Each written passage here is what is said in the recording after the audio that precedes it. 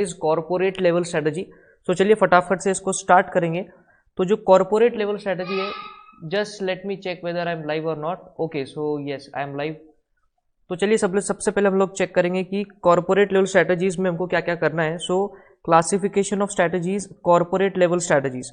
सो basically ये chapter में mainly 4 type की स्ट्रेटजी हमको देखनी है। एक stability strategy, growth expansion strategy, retrenchment as a strategy and combination as a strategy. तो सबसे पहले हम लोग बढ़ेंगे कि कॉर्पोरेट लेवल का मतलब क्या होता है। कॉर्पोरेट लेवल का मतलब होता है कि जो आपके ऑर्गेनाइजेशन के जो टॉप मैनेजमेंट है वो स्ट्रैटेजिक डिसीजन मेकिंग करते हैं, और वो जो बड़ी डिसीजन मेकिंग करते हैं और वो जिस तरह की जो स्ट्रैटेजीज जो लोग फिक्स करते हैं उस टाइप की जो स्ट्रैटेजीज है उसको हम लोग कहते हैं corporate level strategies. Are you understanding? तो बेसिकली मुकेश अंबानी, रतन टाटा ऐसे जो एग्जीक्यूटिव डायरेक्टर है, board of director, top management, वो जो स्ट्रैटेजीज को डिसाइड करते हैं उन स्ट्रैटेजीज को कहते हैं कॉर्पोरेट लेवल स्ट्रैटेजीज, या कह लो टॉप मैनेजमेंट वाली स्ट्रैटेजीज। सो बेसिकली 4 है। फोर्थ वाले जो स्ट्रैटेजी है उसका नाम है कॉम्बिनेशन स्ट्रैटेजी। तो एज सच वो कोई स्ट्रैटेजी नहीं है, it is a combination of these 2 और 3, इट कैन बी एनीथिंग।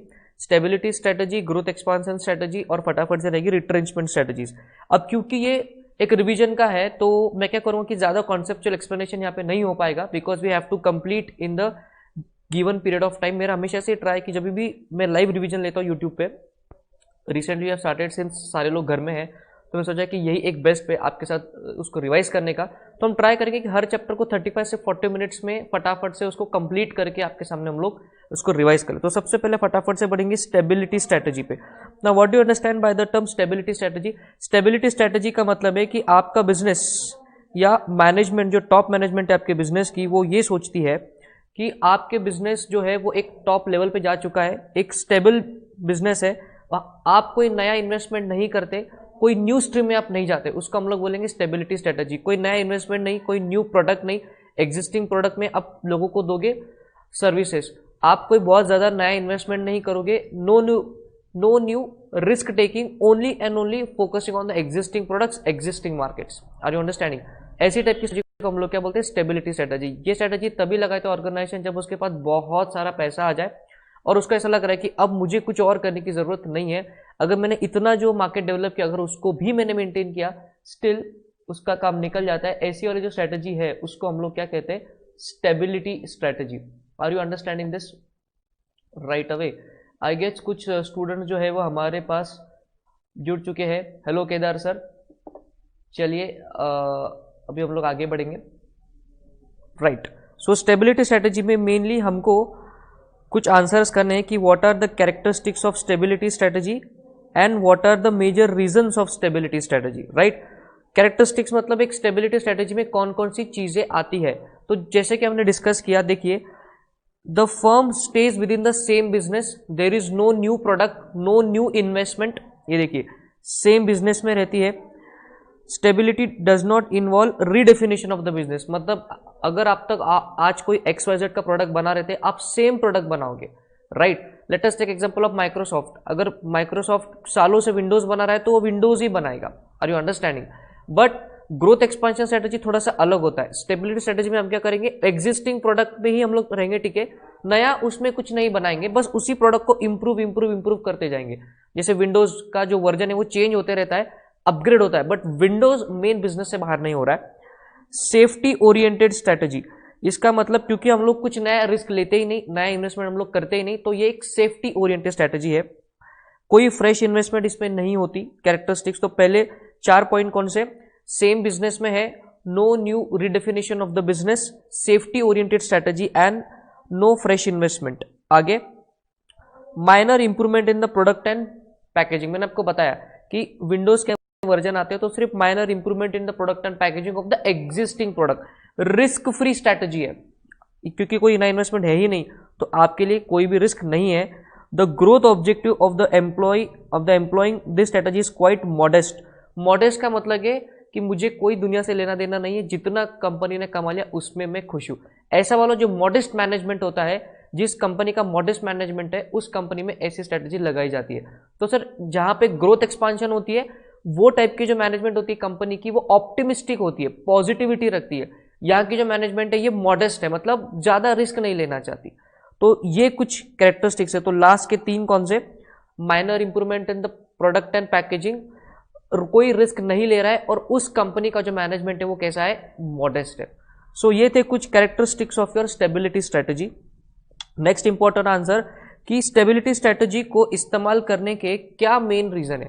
कोई भी मैनेजमेंट किसी भी कंपनी का ऐसे स्टेबिलिटी स्ट्रेटजी क्यों लगाता है, इसके कुछ इंपॉर्टेंट रीजंस है, राइट। तो let me just check whether we are going in a good speed, right. So क्या क्या उसके रीजन है। सबसे पहला, the product has reach maturity stage in the product life cycle. इसका क्या मतलब है कि कंपनी का जो प्रोडक्ट है वो प्रोडक्ट लाइफ साइकिल, जो कि आपके चैप्टर 2 में लिया हुआ है, उस पर आता है ना, इंट्रोडक्शन, ग्रोथ, मैच्योरिटी और फिर डिक्लाइन। तो मैच्योरिटी वाले स्टेज पे आपका प्रोडक्ट लाइफ साइकिल में आपका प्रोडक्ट पहुंच चुका है, तो अब कुछ नया करने की आपको जरूरत नहीं है, इसीलिए कंपनी क्या लगाएगा, stability strategy. Less risky, risk कौन लेना चाहता है, हम तो जानते हैं ये word, more the risk more the return, but risk लेने के लिए बहुत कैपिटल लगता है, तो क्योंकि मैनेजमेंट मॉडेस्ट है तो वो नया रिस्क नहीं लेना चाहते, इसलिए इस स्ट्रेटजी का वो यूज कर सकते हैं। Environment face is relatively stable, जिस बिजनेस में कंपनी अभी है उसमें कोई नया कॉम्पिटिटर नहीं है, अच्छा खासा कस्टमर बेस बना हुआ है। जैसा माइक्रोसॉफ्ट का एग्जांपल लेंगे हम लोग, विंडोज में personal computer, even I am using Microsoft का विंडोज अभी, एंड 98% से ऊपर, नॉट 98% एग्जैक्टली, 90% से ऊपर उनका मार्केट है पर्सनल कंप्यूटर स्पेस में। तो भाई मार्केट स्टेबल है, दूर दूर तक कोई कंपटीशन नहीं है, इसीलिए हम लोग क्या करेंगे, स्टेबिलिटी स्ट्रेटजी। आगे, consolidation is sought through stabilization after a period of rapid expansion. Consolidation का मतलब है कि अगर आप चाहते हो कि कोई बड़ा प्लेयर आके आपको अक्वायर कर ले, बट बड़ा प्लेयर आपको अक्वायर तभी करेगा जब आपका बिजनेस स्मूथली चल रहा है, उसकी थोड़ी सी प्रॉफिटेबिलिटी दिख रही है, मतलब आपका बिजनेस स्टेबल है। तो एक्सपांशन के पहले स्टेबिलिटी जरूरी है, तो अगले आने वाले एक्सपांशन के लिए या कंसोलिडेशन से पहले स्टेबिलिटी जरूरी है, इसीलिए हम क्या यूज करते हैं, स्टेबिलिटी स्ट्रेटजी। तो चलिए फटाफट से 4 पॉइंट को रिवाइज करेंगे कि what are the major reasons of stability strategy. सबसे पहला रीजन है कि आपका प्रोडक्ट, आपकी कंपनी का प्रोडक्ट लाइफ साइकिल के मैच्योरिटी स्टेज पे जा चुका है, आपके कंपनी के मैनेजमेंट को नया रिस्क नहीं लेना है, जिस एनवायरनमेंट में आप ऑपरेट कर रहे हो वो एनवायरनमेंट कैसा है, स्टेबल है, और कंसोलिडेशन के लिए पहले क्या चाहिए आपके पास, स्टेबिलिटी। तो ये थे इंपॉर्टेंट 2 आंसर स्टेबिलिटी स्ट्रेटजी में से। फटाक से हम लोग आगे जाएंगे। The next step of strategy is growth and expansion strategies. Now what do you understand by the term growth and expansion. Growth और एक्सपांशन को हम लोग समझते हैं ऐसी स्ट्रेटजी की जहां से आप अपने बिजनेस को ज्यादा से ज्यादा ग्रो करना चाहते हो। ऐसी स्ट्रेटजी जैसे let me just see whether we are online as of now. Can you just send me some messages whether we are online. कुछ स्टूडेंट्स मैसेज भेज दे तो मुझे पता हो जाएगा कि क्या आपको मैं ऑनलाइन दिख रहा हूं। ठीक है, we are online and so we go ahead. ठीक है, right. So growth and expansion strategy. Growth and expansion strategy में मेनली हमको जो टाइप्स करने हैं वो है 3 टाइप के ग्रोथ एंड एक्सपांशन स्ट्रेटजी। एक है एक्सपांशन थ्रू डाइवर्सिफिकेशन, एक आएगा expansion through merger and acquisition, और थर्ड आएगा, आगे देखते हैं जब उसमें आ जाएंगे तब देखो, acquisition and merger and expansion to strategic alliance. तो 3 टाइप की ग्रोथ एक्सपांशन की स्ट्रेटजी। ग्रोथ एक्सपांशन का मतलब है कि आप अपने एग्जिस्टिंग लेवल से बिजनेस को स्केल अप करना चाहते हो, बिजनेस को स्केल अप करना चाहते हो। आज अगर आप 100 करोड़ का बिजनेस कर रहे थे, अब आप 1000 करोड़ का, 500 करोड़ का बिजनेस करना चाहते हो, ये होता है ग्रोथ एंड एक्सपांशन। तो ग्रोथ एंड एक्सपांशन में मेनली आपके लिए 3 पार्ट में इस स्ट्रेटजी को हम डिवाइड करेंगे। सबसे पहला आएगा सेकेंड एंड थर्ड। सबसे पहला है डाइवर्सिफिकेशन, उसके बाद में मर्जर एंड एक्विजिशन, और लास्ट में आता है स्ट्रेटेजिक अलायंस। लास्ट में क्या आता है, स्ट्रेटेजिक अलायंस। तो ग्रोथ और एक्सपांशन स्ट्रेटजी में सबसे पहला आंसर जो हमको इंपॉर्टेंट करना है, what are the characteristics of a growth and expansion strategies. That is what is an overall growth and expansion strategy है, उसका कैरेक्टरिस्टिक्स क्या है। थोड़ा सा इंटरनेट स्पीड को लेकर के थोड़ी दिक्कत हो रही है, इसलिए मुझे बार बार देखना पड़ता है कि whether the streaming is going proper on, so it is going good. तो चलिए सबसे पहले देखेंगे कैरेक्टरिस्टिक्स ऑफ ग्रोथ। जैसा कि मैंने बात करी, it involves a redefinition of the business of the corporation. मतलब अगर आप एक एग्जिस्टिंग प्रोडक्ट ए में थे, अब आप प्रोडक्ट बी में जाने वाले हो, तो नया बिजनेस हो गया, रीडेफिनेशन ऑफ द बिजनेस। आप अभी तक होलसेलर थे, अब आप मैन्युफैक्चरर भी हो सकते हो, तो नया बिजनेस में आप जाते हो। नई इन्वेस्टमेंट होती है, जो एग्जिस्टिंग बिजनेस की प्रोसेस है उसमें री इंजीनियरिंग होता है। देखिए एक एक पॉइंट्स को हम लोग पढ़ेंगे। Expansion strategy is to opposite of stability strategy. While stability strategy rewards limited in expansion there is a very high risk, बहुत हाई होता है, higher the risk more the return. Expansion strategy leads to business growth, ये तो हम लोग जानते ही है। Next point पे हम लोग जाएंगे, फ्रेश इन्वेस्टमेंट। फ्रेश इन्वेस्टमेंट करने से आप अपने एग्जिस्टिंग कैपेसिटी को बढ़ाते हो। जैसे Xiaomi इंडिया में बहुत पहले आया था, तो उसने उस टाइम पे इंडिया में फोन्स नहीं बनाता था, वो USA import, not USA, China से उसको इंपोर्ट करता था। बट आज उनकी बहुत बड़ी फैक्ट्रीज है साउथ इंडिया में, जहां से वो इंडिया में फोन को असेंबल करके फोन आपको देती है। तो ये होती है ग्रोथ एंड एक्सपांशन की strategy. Expansion strategy is highly versatile strategy. Versatile मतलब क्योंकि यहाँ पे रिस्क टेकिंग है, तो कई बार जैसा आप प्लान करते हो वैसा मार्केट मूव नहीं करता, तो मार्केट कंडीशन के हिसाब से आपको इमीडिएटली डिसीजंस को चेंज करना पड़ता है। हमने कल ही चैप्टर 1 के रिवीजन में देखा था कि स्ट्रेटेजिक मैनेजमेंट पार्टली प्रोएक्टिव होता है और पार्टली रिएक्टिव होता है, right. Expansion strategy holds within fall two major strategy, intensification and diversification. Sir intensification और डाइवर्सिफिकेशन क्या होता है, ये हम आगे डीप में देखने ही वाले। तो important points related to the characteristics of growth and expansion strategy क्या है, फ्रेश इन्वेस्टमेंट है, रीडेफिनेशन ऑफ बिजनेस है, प्रोसेसेस को आप री इंजीनियर करके उसको इंप्रूव करते हो, ज्यादा रिस्क आप लेते हो। आप इसमें ये भी पॉइंट लिख सकते हो कि इस टाइप की स्ट्रैटेजी वो कंपनी लेती है जिसकी मैनेजमेंट बहुत ज्यादा ऑप्टिमिस्टिक है, ग्रोथ को लेके बहुत ज्यादा ऑप्टिमिस्टिक है। उसके बाद ये काफी ज्यादा वर्सेटाइल स्ट्रेटेजी है, और जैसा कि हमने बताया ये इंटेंसिफिकेशन एंड डाइवर्सिफिकेशन से आती है। अब ग्रोथ एंड एक्सपांशन स्ट्रेटेजी को लगाने के मेजर रीजंस क्या है, ये अनदर इंपॉर्टेंट आंसर। इस स्ट्रेटेजी को लगाने का सबसे बड़ा रीजन ये है, it may become imperative when environment demands increase in the pace of activity. कभी कभी ना चाहते हुए भी आपको एक्सपांशन करना ही पड़ता है। Are you understanding? मतलब आपको कोई प्लान नहीं था एक्सपांशन करने का, बट अचानक से मार्केट कंडीशन इतनी बदल गई कि अब आपको, अगर आप एक्सपांड नहीं करोगे तो मार्केट में पीछे छूट जाओगे।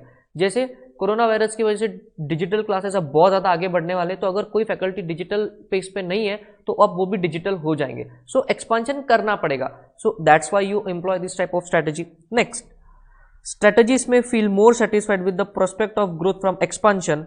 मतलब मैनेजमेंट को अब ऐसा लगता है कि अब हमने स्टेबिलिटी स्ट्रेटेजी हो गई, पैसा रिजर्व में बहुत पड़ा है, चलिए अब एक्सपांशन करते। कभी कभी आपके मार्केट शेयर को पकड़ने के लिए भी advantages from experience curve and scale of operations में अक्रू। इकोनॉमीज ऑफ स्केल आपको पता है ना क्या होता है? इकोनॉमीज ऑफ स्केल में क्या होता है कि जब एक वॉल्यूम के बाद आपका बिजनेस जबरदस्त तरीके से ग्रो करता है, तो आपका cost of operation per unit जो है वो घट जाता है। कॉस्टिंग में आपने सीखा है कि cost of production per unit decreases if the number of units produced increase. Same way में अगर आपकी कैपेसिटी बिजनेस करने की बढ़ेगी, बड़ा बिजनेस अगर आप करोगे तो ऑपरेशनल कॉस्ट जो है वो कम हो जाती है। इसको कहते हैं हम इकोनॉमीज ऑफ स्केल। तो कभी कभी उसका बेनिफिट लेने के लिए भी मैनेजमेंट क्या करेगा, इस एक्सपांशन की स्ट्रेटेजी को लगाएगा। और एक ये भी रीजन आप लिख सकते हो कि कभी कभी अपना मार्केट में जो कंट्रोल है, मार्केट शेयर को बनाए रखने के लिए एक्सपांशन जरूरी हो जाता है। Are you understanding this? So these are some of the major reasons due to which an organization employs growth strategy. अभी टाइप्स ऑफ ग्रोथ, तो उसमें हमको 3 टाइप देखना है। एक है आपका डाइवर्सिफिकेशन, मर्जर एक्विजिशन, और एक है स्ट्रेटेजिक अलायंस। तो सबसे पहले चलेंगे हम लोग डाइवर्सिफिकेशन में। अब डाइवर्सिफिकेशन में भी वी हैव 2 पॉइंट्स। एक है आपका इंटेंसिफिकेशन, एक है आपका इंटेंसिफिकेशन और दूसरा है आपका डाइवर्सिफिकेशन, राइट। अब इंटेंसिफिकेशन की बात करेंगे। इंटेंसिफिकेशन में we have 3 parts, market penetration, market development, और यहां पे दिख रहा है प्रोडक्ट डेवलपमेंट। तो इंटेंसिफिकेशन का मतलब है कि आपका अगर एग्जिस्टिंग प्रोडक्ट है या एग्जिस्टिंग मार्केट है, ये सर इन्फ्लुएंस्ड है आपके एनसॉफ भाई से, Ansoff product share matrix, Ansoff product share growth matrix. ये जो है ये आपके चैप्टर नंबर 2 में दिया हुआ है, जहां पे वो कहता है, याद आ गया आपको, इस तरह का ग्राफ था, existing products, existing market, new product, new market, उसके बाद एग्जिस्टिंग मार्केट, न्यू प्रोडक्ट, या फिर एग्जिस्टिंग प्रोडक्ट, न्यू मार्केट, इस हिसाब से। तो उसमें जो 3 स्ट्रेटेजीज थी कि एग्जिस्टिंग प्रोडक्ट में अगर आपको एग्जिस्टिंग मार्केट बेचना है, सॉरी एग्जिस्टिंग मार्केट में अगर आपको एग्जिस्टिंग प्रोडक्ट बेचना है तो आपको करना पड़ता है मार्केट पेनिट्रेशन। मार्केट पेनिट्रेशन मतलब आप एग्जिस्टिंग प्रोडक्ट एग्जिस्टिंग मार्केट में, अब जैसे let us take an example of Nirma. Nirma इस कंपनी का एग्जिस्टिंग मार्केट इज इंडिया और उस कंपनी का एग्जिस्टिंग प्रोडक्ट इज निरमा। तो उनको अगर एग्जिस्टिंग मार्केट में एग्जिस्टिंग प्रोडक्ट बेचना है तो उनको मार्केट पेनिट्रेशन की स्ट्रैटेजी इस्तेमाल करनी पड़ेगी, प्राइस कम करके, उसकी ऑफर्स ले आके, कुछ इस हिसाब से। मार्केट डेवलपमेंट, ये स्ट्रैटेजी आपको कब अप्लाई करनी है? When you have existing product but new market. Existing product new market, अपना एग्जिस्टिंग प्रोडक्ट किसी दूसरे मार्केट में अगर आपको जाके बेचना है तो प्रोडक्ट में डेवलपमेंट करने की जरूरत नहीं है, उस नए मार्केट को अवेयर कराओ आपके प्रोडक्ट के रिलेटेड। Are you understanding? मतलब कोई भी इंडियन कंपनी फॉरेन में जाकर अपना अगर प्रोडक्ट बेचेगी तो हम बोलेंगे it is a concept of market development. तो प्रोडक्ट में इंप्रूवमेंट करने की जरूरत नहीं है, वहां के मार्केट को अवेयर करो कि आपका प्रोडक्ट कैसा है। The next strategy is product development. इसका क्या मतलब है? प्रोडक्ट डेवलपमेंट मतलब आपका प्रोडक्ट नया है, मार्केट एग्जिस्टिंग है। एग्जिस्टिंग कंपनी कोई नया प्रोडक्ट लेकर के आती है तो उसको मार्केट को अवेयर कराना पड़ता है कि भाई ये मेरा नया प्रोडक्ट है, तो आपको प्रोडक्ट डेवलपमेंट पे ध्यान देना पड़ेगा। बिकॉज अगर एग्जिस्टिंग मार्केट में आपकी कुछ गुडविल है और अगर आपका जो प्रोडक्ट आपने बनाया वो बहुत अच्छा नहीं है तो नहीं चलेगा। तो प्रोडक्ट पे ध्यान दो, ऑटोमेटिक मार्केट में आपकी गुडविल तो है ही। जैसे रिलायंस ने जियो लेकर के आ गया, existing market was India and what is the new product they bought in? Jio. So market penetration, intensification में तीन type, market penetration, market development and product development. Intensification is a part of diversification and ultimately it is the part of growth and expansion strategies. अब बात करेंगे diversification की। Diversification में हमारे पास चार तरीके हैं। एक है vertically integrated diversification, horizontal integrated diversification, concentric diversification and conglomerate diversification. तो चलिए फटाफट से हम लोग बात करेंगे इनकी। वर्टिकली इंटीग्रेटेड, जैसा कि ये नाम सजेस्ट कर रहा है, let us take example of this. Vertical integration में, वर्टिकल मतलब स्ट्रेट लाइन। मैं हमेशा से इसमें कहता हूं कि इसमें आपका प्रोडक्ट चेंज नहीं होता but the stage of operation changes. जैसे अगर आप पहले होलसेलर थे तो अब आप मैन्युफैक्चरर बनोगे, पहले अगर आप रिटेलर थे तो आप होलसेलर बनोगे, मैन्युफैक्चरर भी बनोगे। अगर प्रोडक्ट चेन में आप पीछे की तरफ जाके बिजनेस करते हो तो हम बोलेंगे आपने वर्टिकली डाइवर्सिफाई किया है। और हम लोग डाइवर्सिफिकेशन का क्या मतलब होता है कि कुछ नया चीज करना, समझ रहे हो? मतलब पहले अगर आप कोई प्रोडक्ट का सिर्फ ट्रेडिंग कर रहे थे, आज आप उसका मैन्युफैक्चरिंग भी करने लग गए हो, तो आप manufacturing is a new thing. पहले रिटेल स्टेज पे थे, आज मैन्युफैक्चरिंग स्टेज पे हो। Product is not changing but the stage of operation is changing. तो अगर आप ऊपर जाते हो प्रोडक्ट लाइन में तो हम बोलेंगे it is forward integration, product line में पीछे जाते हो तो हम बोलेंगे इट इज बैकवर्ड इंटीग्रेशन। तो ये था वर्टिकल इंटीग्रेशन। अब आएंगे हॉरिजॉन्टल इंटीग्रेशन में। जैसा कि ये सजेस्ट करता है, हॉरिजॉन्टल मतलब कुछ इस हिसाब से लाइन होती है। इस केस में the stage of operation is not changing but the product is changing. अगर आप मैन्युफैक्चरर थे आज, let us take for example, आज आप माउस के मैन्युफैक्चरर थे, अब मैन्युफैक्चरर ही बने रहोगे। अब आप पेन का मैन्युफैक्चर करोगे, फिर लैपटॉप का मैन्युफैक्चरिंग करोगे, जूतों का मैन्युफैक्चरिंग करोगे, अपैरल्स का मैन्युफैक्चरिंग करोगे। तो मैन्युफैक्चरिंग की स्टेज पे ही अलग अलग प्रोडक्ट लाइंस आपने बिल्डअप कर दी। तो ये हो गया horizontal integration. Are you understanding? Product is changing but the stage of operation is not changing. Let me just see again whether we are live as of now. Yes, we are live. That's good. Internet की speed अच्छी आ रही है, अंबानी की जय। बात करेंगे अगले type के डाइवर्सिफिकेशन की and that is concentric diversification. Concentric diversification को हम पॉपुलरली लिखते हैं स्पिन ऑफ। मतलब आपको आपके बिजनेस में एक छोटी सी चीज ऐसी ढूंढनी है, उस पर कॉन्सेंट्रेट करके हम उसको SBU कहेंगे, स्ट्रैटेजिक बिजनेस यूनिट। उस पर आप कॉन्सेंट्रेट कीजिए, उसको अपने बिजनेस से अलग कीजिए and that can be a big new business. Are you understanding? जैसे ई कॉमर्स कंपनी जो है वो एक अपनी सिस्टर कंसर्न बनाती है जो कि उसकी ऑनलाइन की डिलीवरी भी करती है, बट अभी delivery is all together a different business. तो इस केस में ई कॉमर्स कंपनी क्या करता है, डिलीवरी का जो उनका सर्विस है उसको एक अलग कंपनी बनाती है, उसको वहां से कॉन्सेंट्रेट करके उसको अलग करती है और वो एक नया बड़ा बिजनेस बन जाता है। क्योंकि आपने एक्सपांशन किया, नया बिजनेस हुआ, न्यू प्रोडक्ट, फ्रेश इन्वेस्टमेंट और एग्जिस्टिंग बिजनेस से हटके, तो डाइवर्सिफिकेशन है but it is what? Concentric diversification. मतलब एग्जिस्टिंग बिजनेस में से कुछ बिजनेस को स्पिन ऑफ किया, बाहर निकाला और उसको नया बिजनेस बनाया। इसको हम लोग बोलेंगे कॉन्सेंट्रिक डाइवर्सिफिकेशन। कॉन्ग्लोमोरेट डाइवर्सिफिकेशन मतलब अनरिलेटेड डाइवर्सिफिकेशन। जैसे आप एग्जांपल ले लो रिलायंस ग्रुप का, वो ज्वेलरी के बिजनेस में भी है, वो टेलीकॉम के बिजनेस में भी है, पेट्रोकेमिकल के बिजनेस में भी है, उसके बाद वो डिजिटल गुड्स के बिजनेस में भी है, एंटरटेनमेंट के बिजनेस में भी है, कुछ इस हिसाब से। तो आपने अपने इर्द गिर्द जो भी सारे बिजनेस है वो सब कुछ आप कर रहे हो, तो उसको हम लोग बोलेंगे कॉन्ग्लोमोरेट डाइवर्सिफिकेशन। करेक्ट? अब डाइवर्सिफिकेशन का सबसे बड़ा क्रक्स जो पॉइंट है कि ये organisation does all this on its own. मतलब डाइवर्सिफिकेशन ऑर्गेनाइजेशन खुद से करता है, खुद का पैसा लगाएगा, खुद ही की सिस्टर कंसर्न बनेगा, सब कुछ खुद करेगा, उसको हम लोग बोलेंगे डाइवर्सिफिकेशन। तो ये था डाइवर्सिफिकेशन में दो पार्ट, इंटेंसिफिकेशन, डाइवर्सिफिकेशन। जो इंटेंसिफिकेशन में तीन part, market penetration, market development, product development. Diversification में चार part, vertical integration, horizontal integration, concentric diversification and conglomerate diversification. Next type of growth and expansion strategy is called as mergers and acquisition. Merger and acquisition करना मतलब, merger का मतलब होता है कि company ए company B साथ में आ गई, कंपनी सी बन गई, राइट। एंड एक्वायर करना मतलब तो आप जानते ही हो, एक कंपनी किसी दूसरे कंपनी को पूरी तरीके से एक्वायर करती है, उसको एब्जॉर्प्शन भी कहते हैं, उसको एब्जॉर्प्शन भी कहते हैं। तो मर्जर एंड एक्विजिशन से भी आपके बिजनेस की ग्रोथ होती है। बट अब मर्जर एक्विजिशन में एक इंपॉर्टेंट बात यह है कि organisation enters into new business, organization enters in new business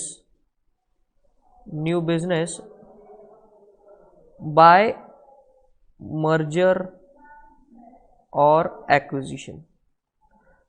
merger और एक्विजिशन। डाइवर्सिफिकेशन में क्या हो रहा था, वो खुद पैसा खर्च कर रहे थे, होलसेलर से मैन्युफैक्चरर बना तो खुद ही बना, किसी दूसरे ब्रांड के साथ उसने टाई अप नहीं किया, वो खुद ने पैसा लगाया, खुद की फैक्ट्री लगाया, तो दैट इज डाइवर्सिफिकेशन।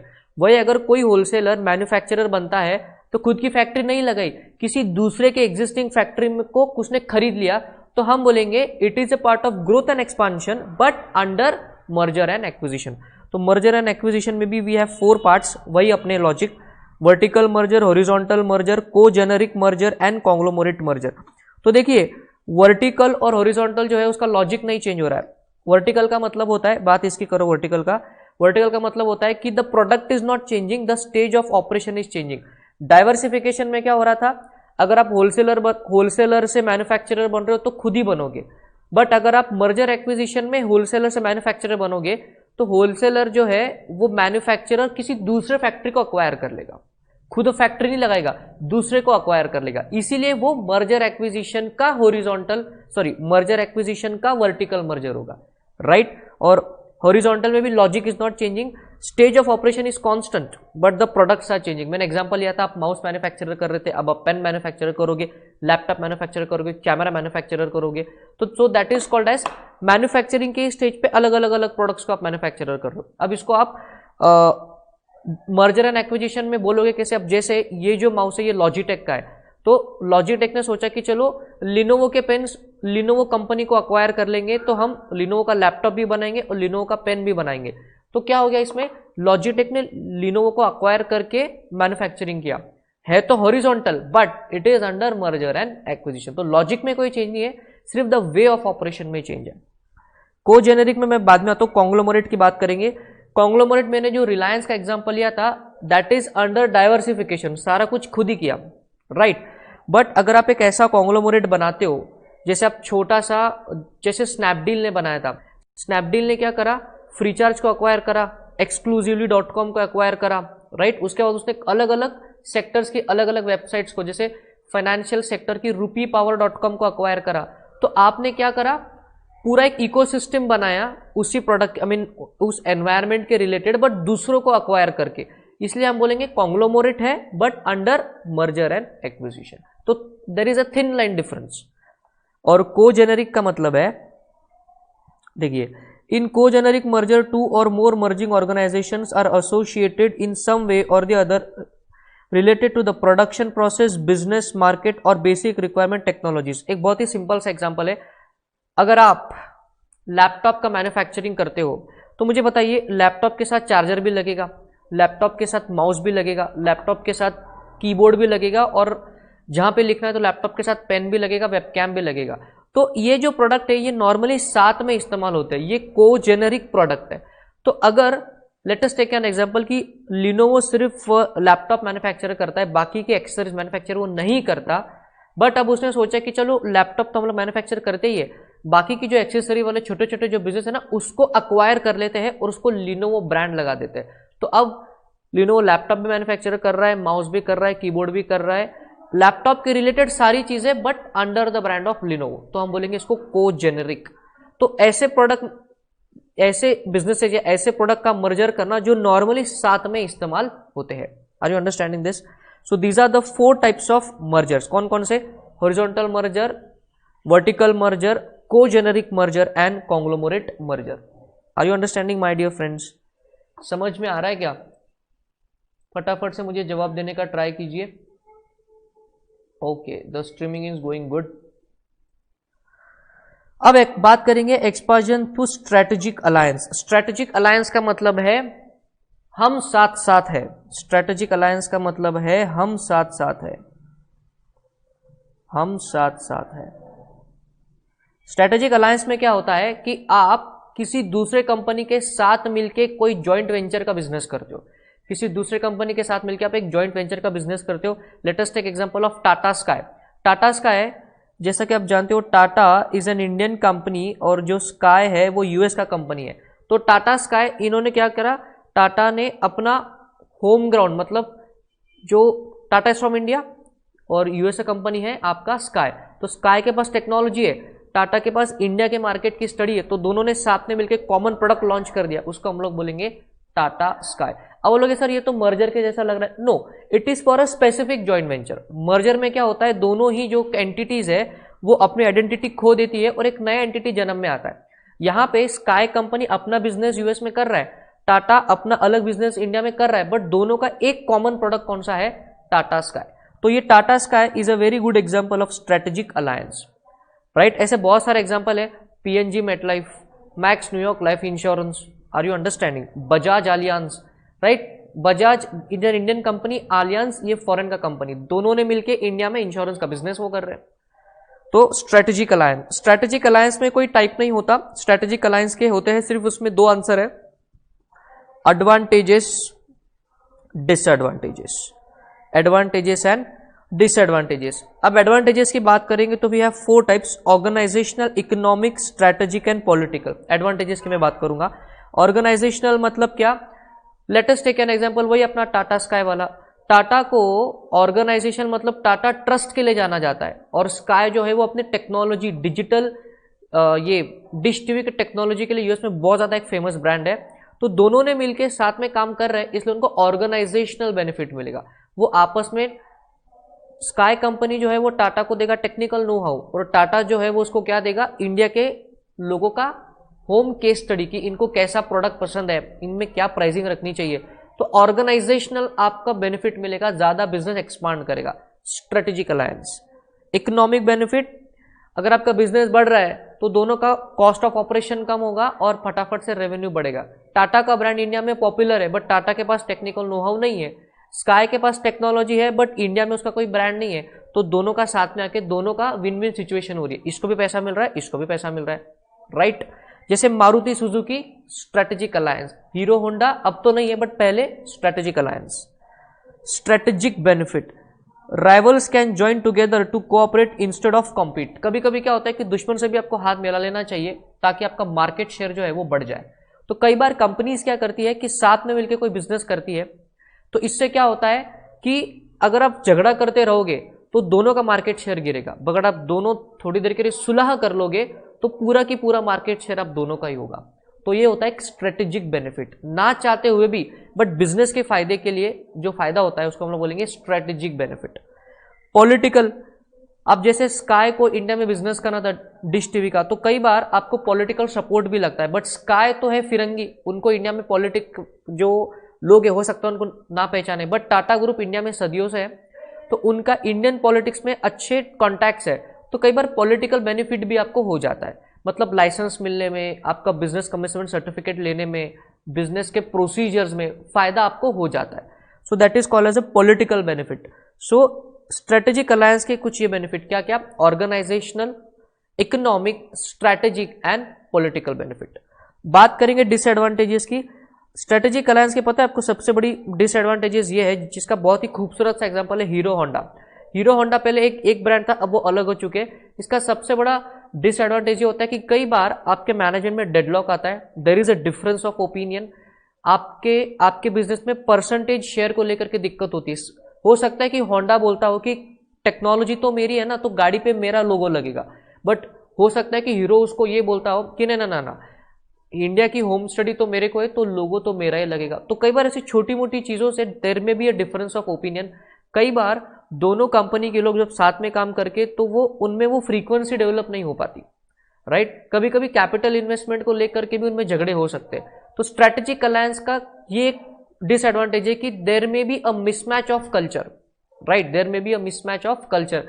अब इंडियन कंपनीज इंडियन लोगों के मेंटालिटी के हिसाब से, फॉरेन कंपनीज इंडियन मेंटालिटी के हिसाब से नहीं है, तो कई बार वो फ्रिक्शन ठीक से बैठ नहीं पाता। और इसी का रीजन है आपके सामने कि हीरो और होंडा आज अलग अलग बिजनेस कर रहे हैं। तो स्ट्रेटेजिक अलायंस में दो आंसर हमको करने थे, advantages of strategic alliance and what are the disadvantages of strategic alliance. तो ये आप यहां पे खत्म होता है आपका ग्रोथ एंड एक्सपांशन वाला स्ट्रेटेजी। एक बार इसको देख लीजिए, आर यू देयर, राइट। चलिए हम लोग फटाफट से आगे बढ़ेंगे, बात करेंगे रिट्रेंचमेंट स्ट्रेटेजी की या टर्न अराउंड स्ट्रेटेजी की। अब रिट्रेंचमेंट स्ट्रेटेजी में basically we have three strategies. फटाफट से आपको लेके जाएंगे आपके चार्ट्स पे ले जाएंगे आपको। रिट्रेंचमेंट स्ट्रेटेजी में we have main three strategies, turnaround strategy, divestment and liquidation. ये ना सीक्वेंस में चलती है। सबसे पहले ट्राई करेगा बिजनेस टर्न अराउंड का, नहीं हुआ तो फिर ट्राई करेगा डाइवेस्टमेंट का, नहीं हुआ तो then this is the lender of last resort, that is liquidation.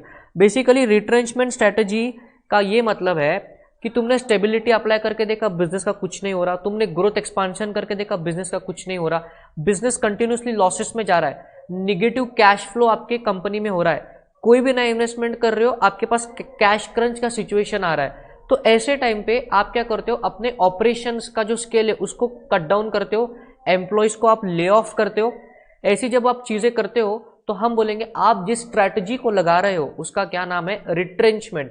Retrench करना मतलब कॉन्ट्रैक्ट करना, खुद के बिजनेस को छोटा करना, बिकॉज इतना बड़ा बिजनेस अभी आप लॉसेस में चला रहे हो, कंटिन्यूस लॉस हो रहा है, निगेटिव कैश फ्लो आ रहा है, मार्केट से फीडबैक बिल्कुल नहीं है, आपके पास नया टेक्नोलॉजी बिल्कुल नहीं है, कंपटीशन में टिकने लायक आप हो ही नहीं, बिकॉज कॉम्पिटिटर के पास जबरदस्त टेक्नोलॉजी है, आपके पास पैसा ही नहीं है, तो आप इन्वेस्टमेंट ही नहीं कर पा रहे हो।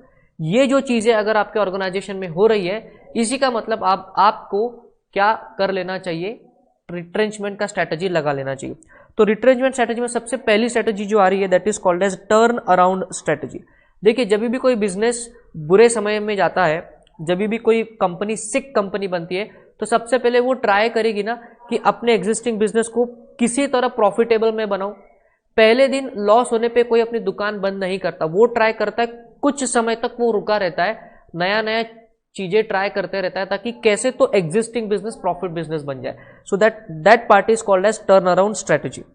अब इसमें हमको मेनली जो आंसर्स करने हैं कि टर्न अराउंड स्ट्रेटेजी को इंप्लीमेंट कैसे करते हैं और उसकी स्टेप्स क्या है, उसका मीनिंग क्या है, ये तो मैंने आपको समझा दिया। चलिए फटाक से नोट्स पे जाएंगे। जैसा कि आप जानते हो हमारी जो ये रिवीजन है ये एग्जाम ओरिएंटेड है, तो जो इंपॉर्टेंट पार्ट है उसी पे मैं जो है वो डिस्कशन करूंगा। तो फटाफट से हम लोग रिट्रेंचमेंट स्ट्रेटेजी पे जाएंगे, सॉरी टर्न अराउंड स्ट्रेटेजी पे जाएंगे।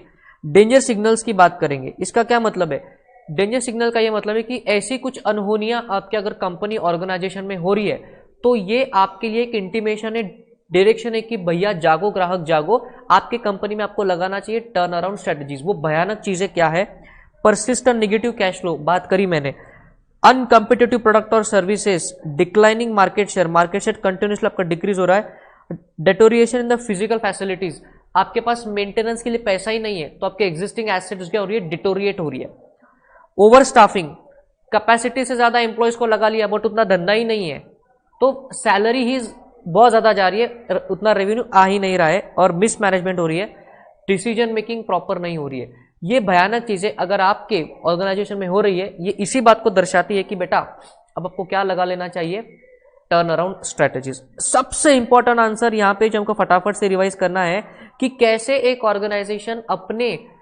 अपने यहां पे टर्न अराउंड स्ट्रेटेजी को लगाता है। एक ऑर्गेनाइजेशन कैसे अपने ऑर्गेनाइजेशन में इस टर्न अराउंड की स्ट्रेटेजी को लगाता है, what are the steps of implementation of turnaround strategies. So basically we have 5 steps. सबसे पहला स्टेप आपको दिख रहा है assessment of current problems. Turnaround strategy लगाने से पहले आप एग्जिस्टिंग प्रॉब्लम्स को समझो। लेट अस से कि हम लोग बात करेंगे स्नैपडील की। स्नैपडील बुरी तरह पिट गया, तो स्नैपडील ने जो अभी क्या करा, उसने बिजनेस मॉडल को चेंज किया है। तो Snapdeal is under the turnaround strategy, but उसने क्या किया, एग्जिस्टिंग प्रॉब्लम को समझा कि क्यों नेगेटिव कैश फ्लो आ रहा है, मेरा प्रॉफिटेबिलिटी नहीं हो रहा है, क्यों मेरा प्रोडक्ट मार्केट में कंपिटिटिव नहीं है। तो एग्जैक्टली प्रॉब्लम कहां है, पहले उसको असेस करो। That is called as assessment of problem, पहली स्टेप। दूसरा step, analyse the situation and develop a strategic plan. फिर बोर्ड ऑफ डायरेक्टर बैठेंगे, इस एनालिसिस के बाद वो चर्चा करेंगे कि अब आगे क्या करना चाहिए, क्या हमको टर्न अराउंड लगाना चाहिए, और अगर लगाना चाहिए तो कैसे लगाएंगे। तो that is called preparing a strategic plan. ये सबसे इंपॉर्टेंट स्टेज है। That is third stage, implementing an emergency action plan. इस इमरजेंसी एक्शन प्लान में आप क्या करोगे, हो सकता है कि आप अपने बिजनेस के दायरे को कम कर दो, हो सकता है कि आप अगर बहुत बड़े ऑफिस में काम कर रहे थे तो उस ऑफिस को छोड़ के छोटे ऑफिस में शिफ्ट हो जाओ, बहुत सारे अननेसेसरी एम्प्लॉय को काम पे से निकाल दो। This is called as emergency action plan. See because आप कभी भी देखो न्यूज में आपको आती न्यूज कि भैया ये कंपनी ने इतने सारे एम्प्लॉयज को निकाल दिया। ऐसा क्यों होता है, बिकॉज सैलरी तो एम्प्लॉय को देनी पड़ेगी, बिजनेस चले या ना चले। अभी ऑल ओवर वर्ल्ड में लॉकडाउन चल रहा है, अब देखिए आप इकोनॉमी को कैसा झटका लगने वाला है। बहुत सारी कंपनीज है, बहुत सारे एम्प्लॉयज को आप निकालने वाले हैं। वाई, वो सैलरी को उतना पे ही नहीं कर पाएंगे, उनकी इनकम ही नहीं है उतनी। सो इमरजेंसी एक्शन प्लान, सबसे पहले आप क्या करोगे, दैट इज ये जो चीजें आप करोगे that is called as emergency action plan. आगे देखिए, रिस्ट्रक्चरिंग द बिजनेस।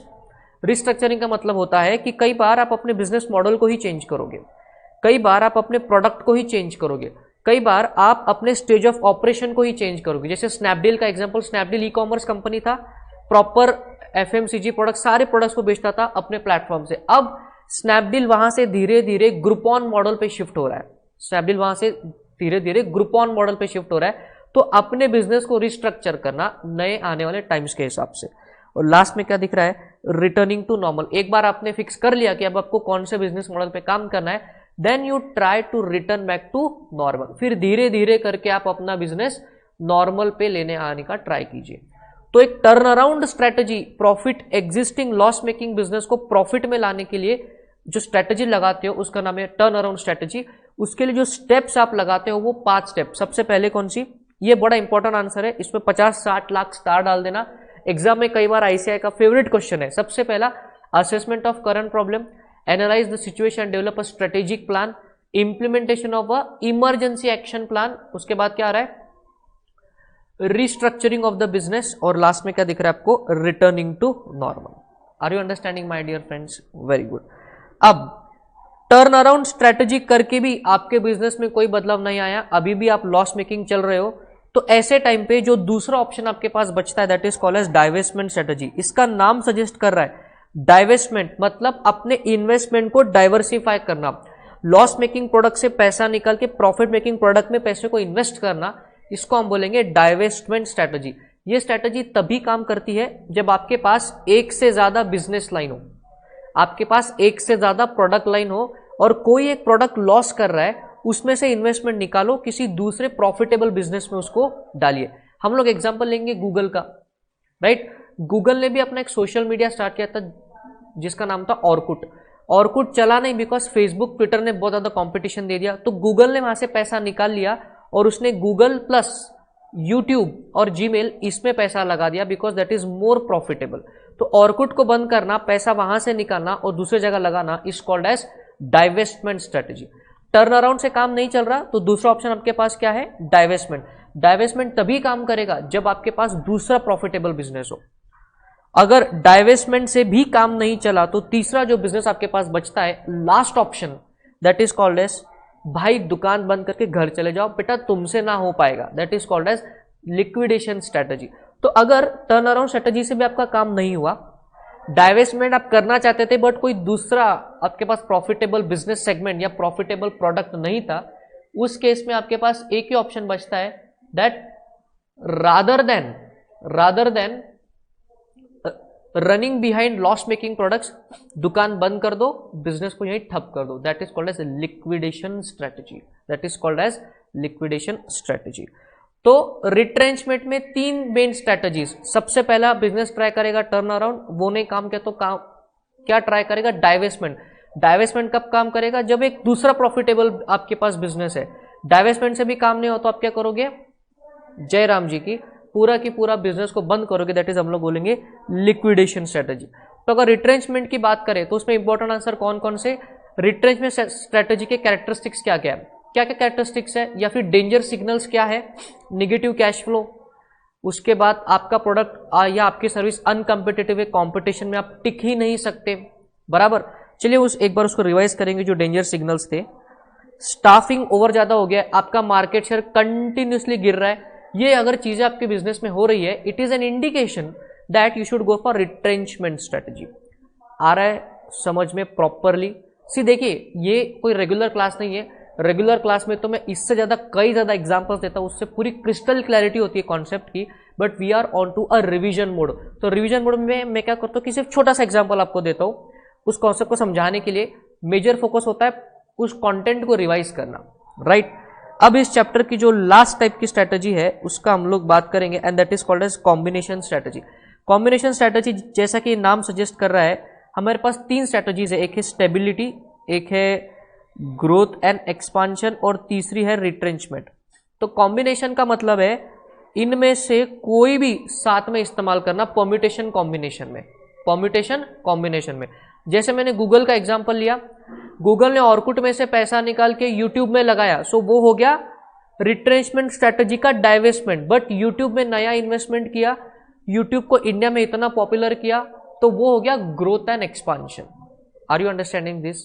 जैसे फेसबुक का एग्जांपल लेंगे, फेसबुक ने व्हाट्सएप और इंस्टाग्राम को अक्वायर किया, तो ये हो गया उसका merger and acquisition strategy. Plus Facebook ने internet.org एक नया फर्म, एक नया सिस्टर कंसर्न स्टार्ट किया था, बट क्योंकि उस पर रिस्पॉन्स नहीं आया, गवर्नमेंट पॉलिसीज के हिसाब से वो नहीं था, तो उसको उस सिस्टर कंसर्न को लिक्विडेट भी करना पड़ा। तो internet.org में फेसबुक ने लिक्विडेशन की स्ट्रेटेजी अपनाई, बट व्हाट्सएप और इंस्टाग्राम को अक्वायर करके फेसबुक ने ही ग्रोथ एक्सपांशन की स्ट्रेटेजी लगाई। तो देखिए उसने कॉम्बिनेशन किया है स्ट्रेटेजी का। Are you understanding? तो कॉम्बिनेशन स्ट्रेटेजी सर कौन से टाइप के बिजनेसेस यूज करते हैं? कॉम्बिनेशन स्ट्रेटेजी उन्हीं टाइप के बिजनेस यूज करते हैं जिनका ग्रुप कंपनीज हो, जिनकी क्या हो? ग्रुप कंपनीज हो। जैसे रिलायंस जियो, रिलायंस डिजिटल, उसके बाद रिलायंस फुटप्रिंट है, रिलायंस पेट्रोकेमिकल है। कोई एक बिजनेस में से पैसा निकालेंगे, दूसरे प्रॉफिट में डालेंगे, किसी तीसरे बिजनेस में मर्जर एक्विजिशन करेंगे, किसी चौथे बिजनेस को ग्रोथ एक्सपांड करेंगे, किसी नेक्स्ट बिजनेस को सिर्फ स्टेबलाइज रखेंगे। तो कॉम्बिनेशन में स्ट्रेटजीज का इस्तेमाल करेंगे। और मैं आपको बता दूं प्रैक्टिकली इस दुनिया में सबसे ज्यादा जो स्ट्रेटजी चलती है वो होती है कॉम्बिनेशन स्ट्रेटजी। सिर्फ एक टाइप की स्ट्रेटजी करके आप नहीं चल सकते। इस दुनिया की जितनी भी बड़ी कंपनीज है सारी की सारी क्या करती है? Combination strategies, right. तो एक बार चार्ट्स पे आएंगे। ओके, तो ये देखिए ग्रोथ एक्सपांशन में हम लोग खत्म कर चुके हैं। एक बार फटाफट से आपके साथ रिवाइज करेंगे।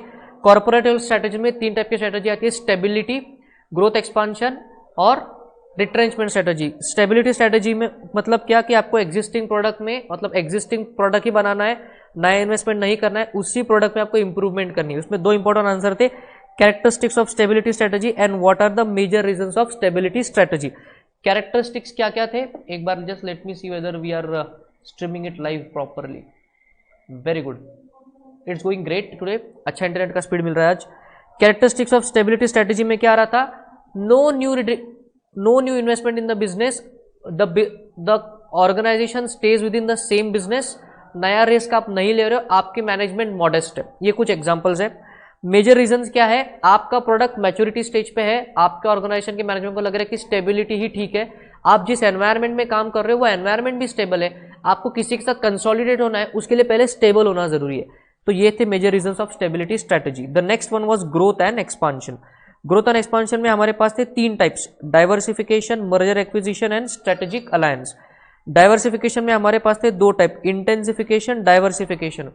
इंटेंसिफिकेशन में हमारे पास थे तीन टाइप, एनसॉफ वाले। कौन कौन से? Market penetration, market development and product development. Diversification में हमारे पास थे चार टाइप्स, एक था वर्टिकल इंटीग्रेशन, वर्टिकल में दो टाइप, एक था बैकवर्ड और एक था फॉरवर्ड। वर्टिकल मतलब stage of operation is changing, product is not changing. Horizontal का मतलब था stage of operation is not changing, the product is changing. एक था concentric, that is called as spin off करना, छोटे से यूनिट को बाहर निकाल के उसको नया बिजनेस बनाना। और लास्ट में था कॉन्ग्लोमरेट, अनरिलेटेड डाइवर्सिफिकेशन। डाइवर्सिफिकेशन का सबसे बड़ा पॉइंट, ये सब आप खुद के खर्चे से करते हो, आप खुद ब्रांड क्रिएट करते हो, दैट इज डाइवर्सिफिकेशन। फिर बात हो रही थी मर्जर एक्विजिशन की, ये देखिए ऊपर मर्जर एक्विजिशन। मर्जर एक्विजिशन में भी है 4 types, horizontal, vertical, congeneric, conglomerate. Horizontal का मतलब और वर्टिकल का मतलब सेम है जो डाइवर्सिफिकेशन में, सिर्फ फर्क इतना है कि यहां पे आप खुद नहीं करते, किसी दूसरे के साथ हाथ मिलाते हो या उसको अक्वायर कर लेते हो। कोजेनरिक का मतलब है कि जो प्रोडक्ट्स और सर्विसेज साथ में इस्तेमाल होते हैं वो सब मिलकर इकट्ठा आके एक पैकेज प्रोवाइड करते हैं अंदर common brand, called as congeneric. Conglomerate same logic as diversification, but खुद नहीं करोगे, दूसरों के साथ हाथ मिलाओगे या उनको अक्वायर कर लोगे। तो ये था merger and acquisition. Strategic alliance, दो कंपनी साथ में आके कोई तो कॉमन बिजनेस वेंचर करती है, उस वेंचर के लिए हम बोलेंगे स्ट्रेटेजिक अलायंस। उसमें 2 आंसर थे, एडवांटेजेस एंड डिसएडवांटेजेस। एडवांटेजेस के क्या क्या पॉइंट्स है बेटा, एक बार फटाफट से रिपीट करना। Organisational, strategic, economical, political. और डिसएडवांटेजेस तो मैंने आपके साथ चर्चा करी थी कि फ्रीक्वेंसी मैच नहीं हो रही है, कैपिटल के ऊपर से झगड़े हो रहे हैं, मैनेजमेंट में डिफरेंस ऑफ ओपिनियन हो रहा है, इस हिसाब से। ग्रोथ एक्सपांशन में एक इंपॉर्टेंट आंसर था characteristics of growth and expansion strategy. क्या था इसका कैरेक्टरिस्टिक्स? नए बिजनेस को आप करते हो, नए प्रोडक्ट लाइन को आप ले आते हो, बहुत ज्यादा इन्वेस्टमेंट होती है, प्रोसेसेस को री इंजीनियर करके उसको डेवलप करते हो, हाई रिस्क वाली स्ट्रैटेजी है, बहुत ज्यादा वर्सटाइल ये स्ट्रैटेजी है। ग्रोथ एक्सपांशन स्ट्रैटेजी को इस्तेमाल करने के रीजंस क्या है? Reasons of growth expansion strategy, management को लगता है कि हमने अब ग्रोथ कर लेनी चाहिए, मार्केट की कंडीशन को देखते हुए लगता है कि मार्केट शेयर को पकड़ के रखने के लिए हमने ग्रोथ एक्सपांशन को लगाना ही लगाना चाहिए। ये कुछ रीजंस है आपके ग्रोथ एंड एक्सपांशन के स्ट्रैटेजी के। फिर हम लोग गए थे रिट्रेंचमेंट स्ट्रैटेजीज। रिट्रेंचमेंट का मतलब है कॉन्ट्रैक्ट करना, बिजनेस को छोटा करना, बिकॉज इतना बड़ा बिजनेस आपसे अब हैंडल नहीं हो रहा। तो आपके पास 3 ऑप्शन है, turn around, existing loss making को ट्राई कीजिए प्रॉफिट बनाने का, उसके बाद है डाइवेस्टमेंट, किसी लॉस मेकिंग से पैसा निकाल के प्रॉफिट मेकिंग में पैसे को डाइवर्ट कीजिए, डाइवेस्टमेंट, और इससे भी नहीं हुआ तो जयराम जी की दुकान बंद कर दीजिए, that is called as liquidation strategy. सबसे इंपॉर्टेंट आंसर इधर से है कि what are the turnaround steps, आपको जो है क्या क्या स्टेप्स लगानी है, उसमें 5 स्टेप्स है। सबसे पहली स्टेप है assessment of current problems, analyse the situation and develop a strategic plan, उसके बाद implement emergency action plan, restructuring of the business, और 5th पॉइंट है आपका try returning back to normal, right. और फिर लास्ट में हमने किया कॉम्बिनेशन स्ट्रेटेजी। मैंने आपको बताया कॉम्बिनेशन स्ट्रेटेजी कौन इस्तेमाल करता है? ऐसी कंपनीज जिनके पास बहुत सारे बिजनेस सेगमेंट्स है, तो एक जगह पे ग्रोथ एक्सपांशन लगा दिया, एक जगह पे स्टेबिलिटी का इस्तेमाल किया, एक जगह पे दुकान बंद कर ली, लिक्विडेशन कर लिया, या रिट्रेंचमेंट लगा दिया। Are you understanding my dear friends? Are you with me? तो ये था revision of your chapter number 4। फटाफट से कमेंट सेक्शन में कमेंट करके बताना कि आपको रिवीजन कैसी लग रही है।